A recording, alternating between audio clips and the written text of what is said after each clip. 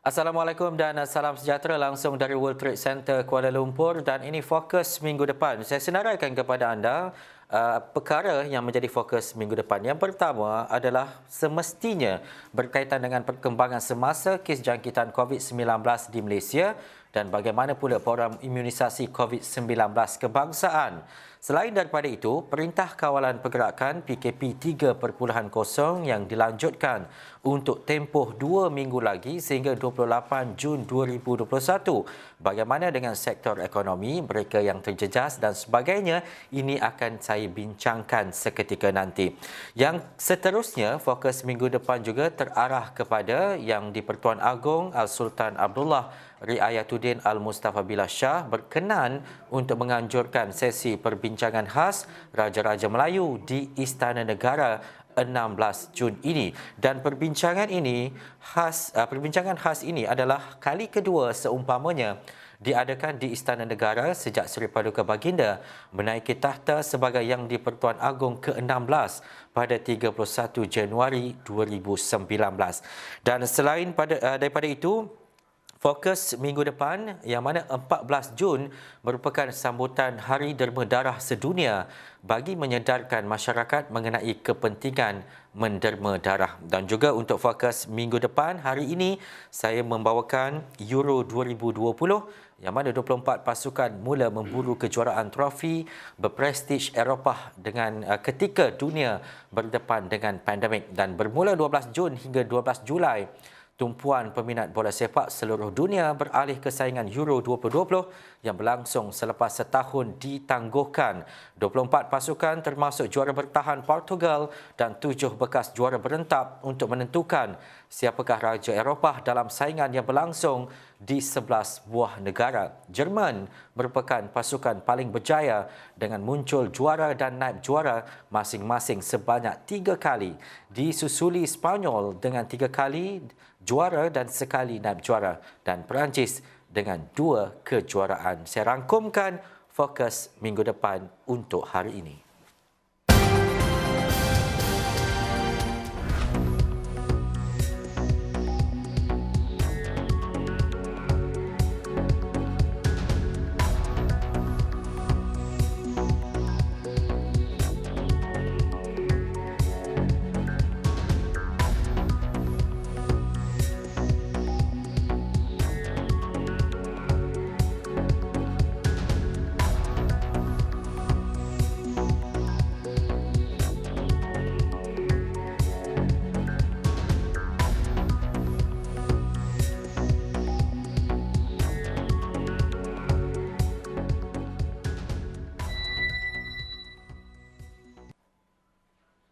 Empat belas hari lagi, itu tempoh kita akan berdepan dengan PKP 3.0.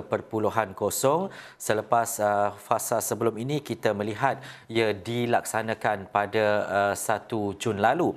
Tetapi menyedari hakikat dan juga situasi semasa pandemik COVID-19 ini, bagaimana untuk kita mendepaninya dan dalam masa yang sama kita dapat mengurangkan jumlah jangkitan COVID-19. Saya nak langsung menerusi Google Meet ketika ini Dr. Farhan Rusli, pakar perubatan kesihatan awam. Assalamualaikum, Doktor.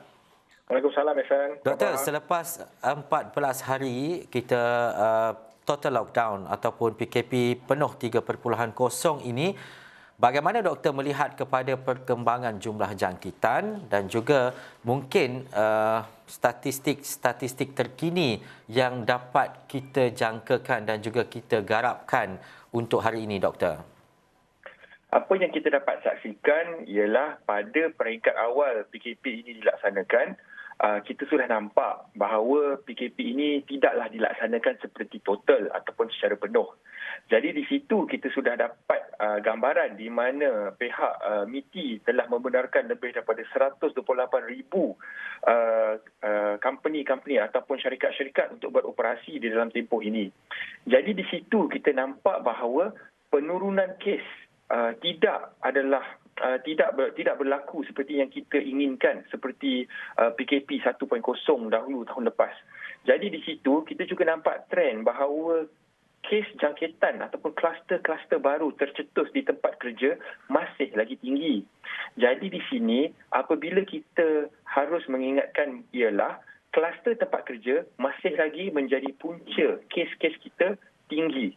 Jadi di situ kita harus tengok adakah wajar kita membenarkan kesemua tempat-tempat kerja ini beroperasi dengan penuh. Dan jika kita membenarkan mereka beroperasi, adakah kita melakukan tindakan untuk memastikan perebakan tidak berlaku di tempat mereka? Apa yang juga saya ingin terangkan ialah apabila kes-kes disebutkan setiap hari, harus diingatkan bahawa ini bukanlah kes pada waktu hari ini ataupun semalam. Ada terdapat 3 hari ataupun 5 hari di mana kes-kes positif baru dimasukkan ke dalam sistem. Bermakna ia adalah gambaran sebelum ini ataupun a look back into history. Ia adalah sejarah dan ia bukanlah apa yang berlaku pada hari ini ataupun hari semalam. Jadi untuk kita tengok gambaran apabila kita melaksanakan sesuatu, ialah kita kena tunggu kemungkinan 7 hari baru kita boleh tengok apa yang kita laksanakan itu, apakah efek dia kepada trend-trend kes-kes yang baru.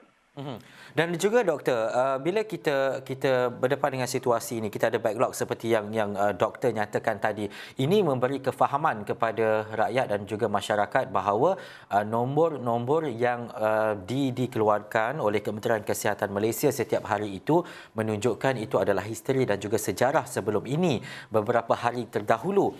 Tetapi adakah doktor merasakan 14 hari tempoh PKP yang kita laksanakan sebelum ini akan menunjukkan penurunan jumlah jangkitan selepas ini?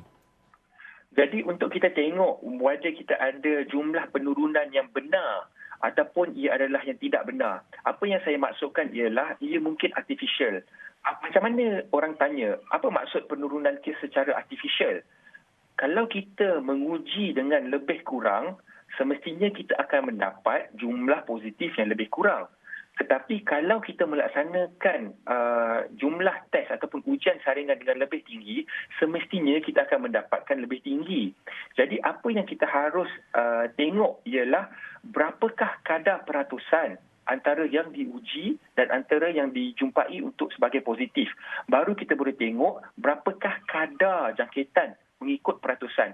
Dan di situlah kita harus tengok adakah ia turun ataupun tidak. Saya ingin memberikan gambaran. Jika saya menguji 1,000 orang tetapi yang positif adalah 900, bermakna kadar jangkitan adalah 90%. Tetapi kalau saya menguji 10,000 orang tapi yang adalah positif adalah hanya 900, bermakna kadar jangkitan adalah 9%. Bermakna bukan kita kena tengok nombor secara menyeluruh seperti yang dinyatakan setiap hari, tetapi kita kena tengok kadar jangkitan. Cuma masalah yang ada di sini ialah berikut. Apabila kita melakukan saringan ataupun ujian, kita tidak boleh nak link ataupun nak tengok adakah jumlah itu dengan apa yang kita laksanakan pada hari ini.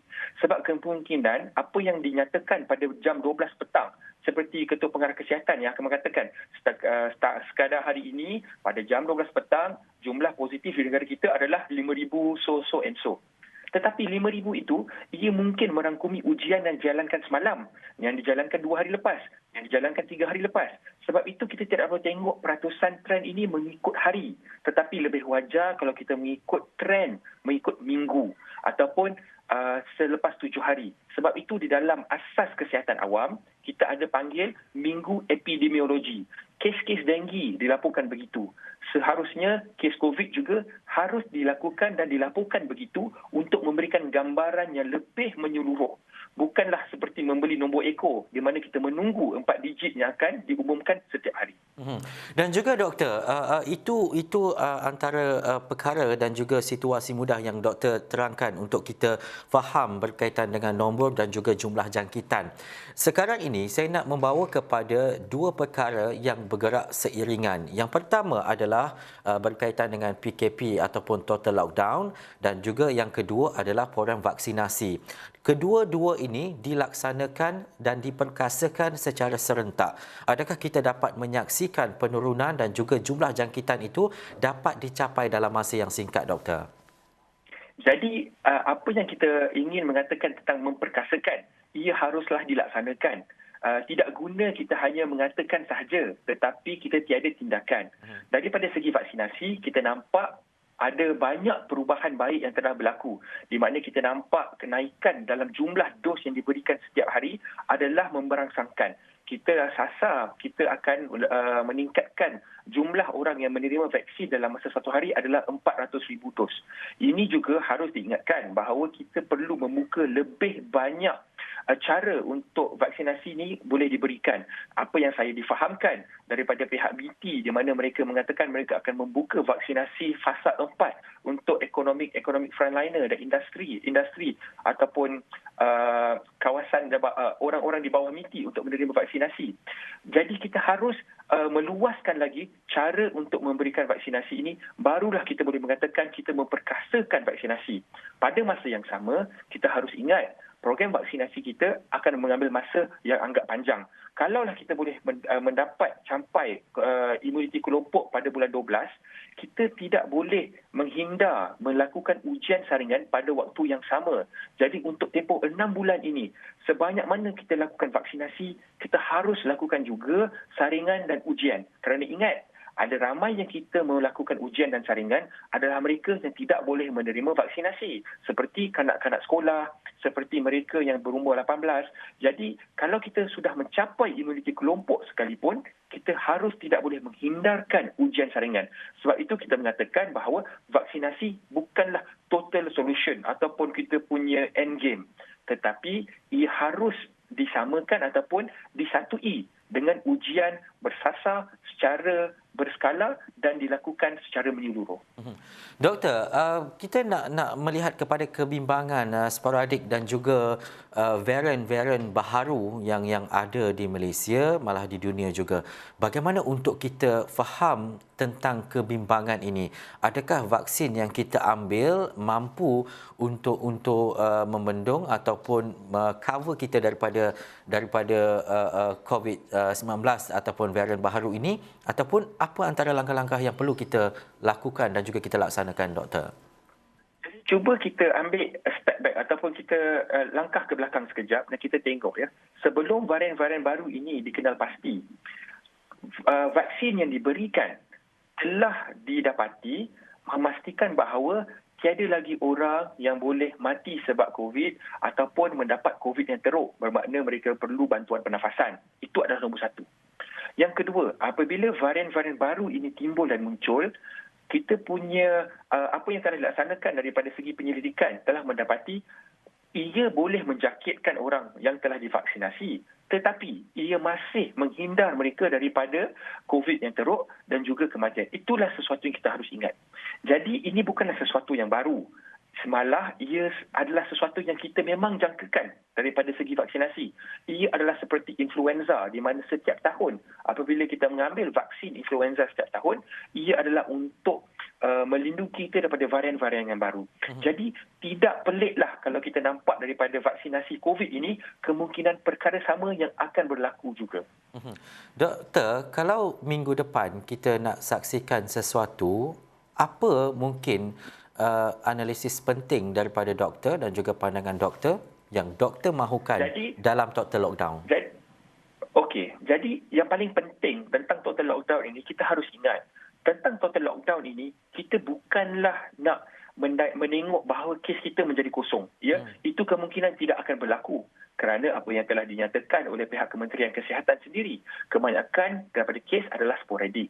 Tetapi apa yang harus kita sasarkan ialah jumlah peratusan dan jumlah orang yang dimasukkan ke dalam ICU dan untuk mengelakkan daripada kematian di rumah dan juga kes kematian secara menyeluruh.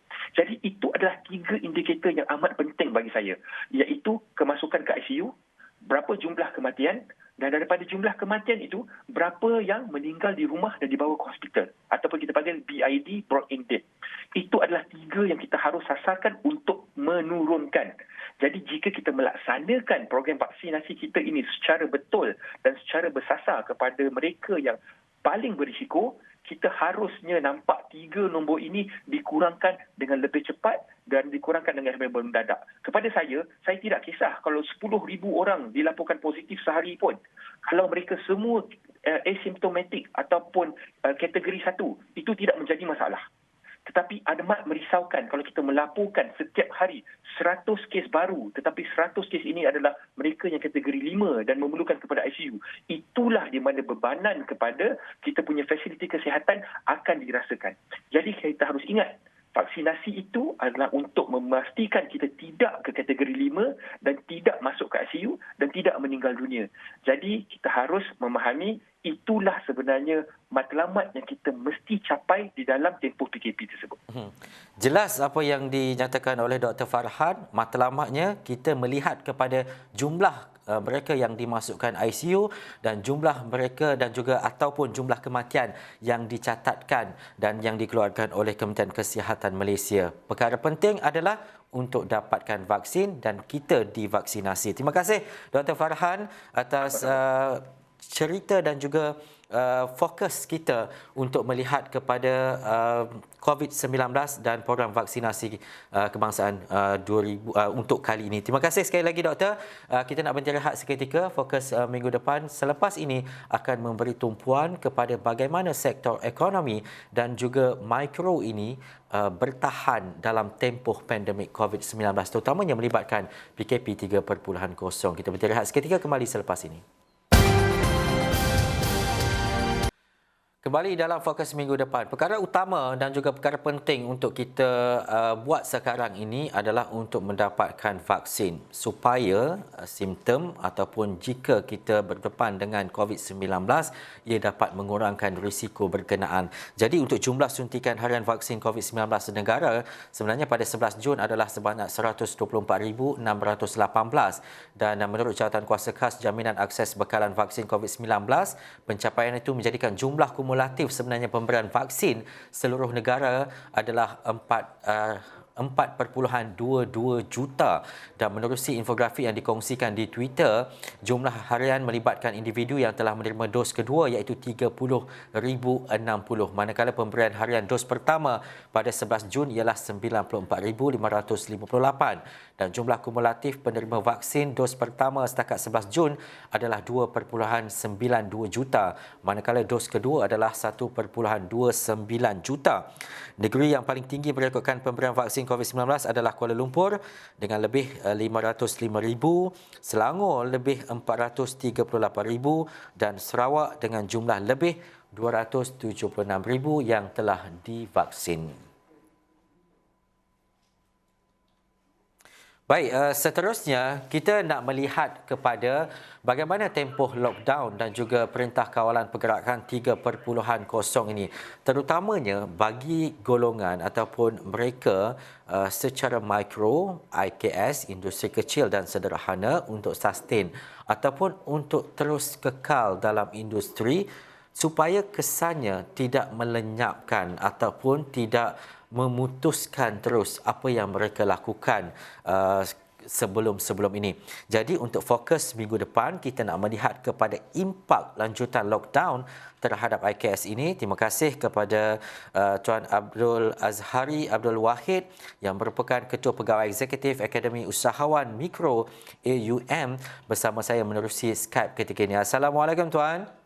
Waalaikumsalam, ya. Baik, Alhamdulillah. Tuan, pertama sekali kita nak melihat kepada impak besar yang didepani oleh mereka, peniaga dan usahawan-usahawan mikro ini. Keadaan dan situasinya ketika ini dan waktu-waktu mendatang, bagaimana Tuan? Terima kasih Ihsan Asrawani. Pastinya bila perlanjutan total lockdown telah diumumkan oleh pihak-pihak yang berkuasa, of course pihak di bahagian PKS dan juga usaha mikro ni kesan dia sangat mendalam. Walaupun kita tak expect sebenarnya akan berlaku, terutamanya dari segi aliran tunai, perkara yang biasa kita perbincangkan kerana bila berlakunya total lockdown ni secara tak langsung kita hilang pelanggan. Pelanggan tak keluar rumah, kuasa membeli juga dah jatuh. Jadi orang dah katakan kurang kuasa untuk berbelanja dan ini memberi kesan yang sangat mendalam kepada aliran tunai kerana antara aliran tunai yang paling besar dalam mana-mana perniagaan pun adalah pada hasil jualan. Dan hasil jualan juga menentukan kebolehan kebolehan pihak PKS untuk menyelesaikan tanggungjawab keuangan seperti OPEX setiap bulan, gaji, seperti sewa contohnya. Jadi bila datangnya total lockdown ni, saya rasa kesan yang sangat mendalam dan yang lebih menakutkan ialah kesan juga memberi kesan kepada kehilangan pekerja, kepada yang PKS yang bekerja dan sebagainya. Dan saya rasa walaupun kita telah jangka benda ni, namun tetap kesan tu memang sangat mendalam kepada PKS di sana. Dan juga Tuan, kalau melihat kepada IKS dan juga peniaga-peniaga ini, kita masih boleh lihat peniaga-peniaga yang menjual makanan-makanan di tepi jalan contohnya. Tetapi mungkin peratusan dan kuasa membeli ketika ini kurang kerana ramai yang berada di rumah dan sebagainya. Dan waktu sekarang adalah untuk memperkasa digitalisasi. Tetapi adakah medium dan juga saluran itu betul dan juga tepat, dan adakah ruang itu terbuka dengan baik, Tuan? Sebenarnya digitalisasi bukan satu lagi pilihan sebenarnya. Ia telah menjadi kewajipan kepada semua usahawan, baik yang mikro, yang kecil maupun besar sederhana. Sebab bila kita tidak memulakan kata orang pelaksanaan pendigitalan dalam perniagaan, menjadikan pertamanya kita ketinggalan. Keduanya kita kehilangan kebolehapasaran yang lebih besar dalam industri masing-masing dan menjadikan kita akan lebih menghadapi isu yang lagi besar. Contohnya dengan keadaan yang orang tak membeli di offline, orang dah mula fokus kepada online dan kita pula tak berada di online. Jadi hasil jualan kita pastinya akan menurun. Dan saya faham teknologi ini menjadi satu cabaran untuk diadaptasikan. Tapi yang penting saya rasa kita perlu sentiasa peka dengan apa saja bantuan yang telah dijalankan oleh kerajaan. Contoh macam jaringan Prihatin, SME Business Digitalization Grant yang telah diumumkan tahun lepas lagi, yang masih lagi available. Dan kami sebagai technical service provider oleh MDEC dan BSN untuk memberikan grant ni, ramai lagi yang tak ambil dengan kami, ramai lagi yang tak jumpa kami. Jadi carilah lagi sahabat-sahabat lain yang boleh membantu dari segi proses pendigitalan. Mulakan dengan sesuatu yang mudah dulu, Ihsan. Gunakan marketplace, gunakan social media, gunakan WhatsApp Business contohnya. Yang penting kita boleh berani menggunakan teknologi yang terawal ini supaya kita lebih bersedia untuk menghadapi teknologi yang lebih canggih dalam masa yang akan datang, Ihsan. Dan juga Tuan, berbalik daripada apa yang Tuan katakan tadi, ada saluran bantuan yang diberikan kerajaan menerusi Prihatin, Pemerkasa Plus tambahan dan sebagainya.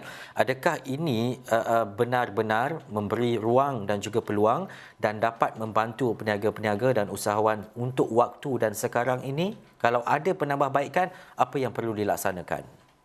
Okey, bila dah diumumkan Pemerkasa Plus, seperti mana yang diumumkan juga dengan inisiatif dan bantuan yang lain sebelum ini, saya rasa perkataan yang lebih baik digunakan adalah perkataan lega. Kita ada sedikit kelegaan bila mendapat bantuan. Walaupun bantuan itu bukanlah menyelesaikan semua masalah, tapi sekurang-kurangnya mengurangkan sedikit tekanan dan juga dapat menyuntik kita untuk berani menggunakan bantuan-bantuan tersebut untuk membantu kita dalam meneruskan perniagaan. Namun begitu, Ihsan, kita perlu ada penambahbaikan. Contohnya, subsidi upah yang kita tak tahu lagi berapa lama lagi PKP total lockdown akan berlaku dan diberikan sebulan. Bayangkan kalau total lockdown di 3 bulan, kesan yang memang sangat mendalam kepada PKS dan kita mohon kalau boleh dilanjutkan nanti apabila telah diumumkan dalam masa-masa terdekat, masa tertentu ini. Of course, moratorium. Saya tak nak sebut pasal auto ataupun tidak. Yang saya nak sebut adalah elakkan kami daripada mendapat beban membayar faedah yang dikenakan disebabkan oleh perlanjutan moratorium. Itu saya rasa benda yang patut diperjuangkan sebab ramai tak faham tentang pengiraan interest ni, jadi isu. Jadi orang tak faham, orang ambil dan terus sign kontrak dan jangka masa panjang kesan kewangan tu lagi teruk, lagi mendalam. Dan of course birokrasi dan syarat-syarat saya rasa perlu kalau boleh diperlihatkan semula oleh pihak-pihak yang berwajib untuk memastikan permudahkan urusan untuk ambil loan, permudahkan untuk ambil grant, dan juga kena birokrasi seperti dokumentasi dan sebagainya. Kita faham SOP yang diperlukan oleh pihak kerajaan, namun dalam masa krisis ni saya rasa perlu ada sedikit pelonggaran. Contoh, tak perlu hantar fizikal, hantarlah email contohnya, ataupun gunakanlah online dan sebagainya. Dan itu saya rasa hopefully boleh membantu usahawan supaya lebih kekal dalam perniagaan dan memastikan kita ni boleh kata orang meneruskan perniagaan dengan sebaiknya dan kita guna sebaik mungkin apa saja bantuan yang diberikan oleh kerajaan. Ihsan. Tuan, dalam tempoh 2 minit ini, kita nak mengekalkan usahawan dan juga peniaga kecil yang ada sekarang ini. Tetapi ketika keadaan dan juga situasi pandemik ini juga, ia melahirkan ramai juga usahawan-usahawan baru yang berniaga menerusi internet dan juga media sosial. Bagaimana Tuan melihat kepada situasi sekarang ini dengan penambahan mungkin mereka yang berniaga secara online? Competition always makes us better. Kena ingat tu. Bila kita ada pesaing, tadi kita perlu berjuang dengan lebih baik. Strategi kita kena lebih baik, dengan lebih serius, dengan lebih mendalam supaya orang lebih kenal kita berbanding dengan pesaing-pesaing lain. Dan ini satu suntikan semangat yang baru sebenarnya kepada usahawan yang dah lama berniaga. Apabila melihat ada kawan-kawan baru yang berniaga, mereka sepatutnya lebih fikirkan tentang jangka masa pendek dari segi perancangannya, memastikan kita punya teknik pemasaran itu betul supaya tepat kepada pelanggan yang kita perlukan, dan jangan tunggu pelanggan. Kalau tunggu pelanggan memang kantoi dalam krisis ni. Kena rajin cari pelanggan, sama ada secara online maupun offline. Jangan ada sindrom blue tick. Tunggu WhatsApp tak reply, buat tak tahu je. Telefon, angkat telefon, ketuk pintu, ketuk pejabat kalau bersesuaian dengan SOP, PKP dan sebagainya, supaya kita kekal cari pelanggan dan terus dapat jualan, tak kisah di mana saja kita berada dalam saingan tersebut. Itu saya rasa paling penting sepanjang krisis ni. Dan daripada apa yang Tuan kata tadi, ya, semangat ini perlu dibawa. Bukan bila kita berdepan dengan situasi seperti lockdown dan sebagainya, tetapi cari pelanggan, kita tahu target kita dan bagaimana, dan insya-Allah perniagaan itu akan sustain dan juga kekal. Terima kasih banyak-banyak saya ucapkan kepada Tuan Abdul Azhari Abdul Wahid yang merupakan Ketua Pegawai Eksekutif Akademi Usahawan Mikro AUM, dan pastinya nanti Tuan kita akan bersama lagi dan kita nak melihat lagi antara perkembangan jalan dan juga langkah yang perlu diambil, bukan sahaja ketika lockdown ini tapi selepas ini, fasa-fasa seterusnya ketika dunia dan juga Malaysia masih lagi berdepan dengan pandemik COVID-19. Terima kasih saya ucapkan sekali lagi, dan itu sahaja waktu yang kita ada dalam Fokus minggu depan. Pastikan anda terus lungsuri astraawana.com untuk mendapatkan laporan dan juga berita-berita lain kami. Sekian dulu, saya Ehsan Daya dari World Trade Center Kuala Lumpur. Assalamualaikum dan jumpa lagi.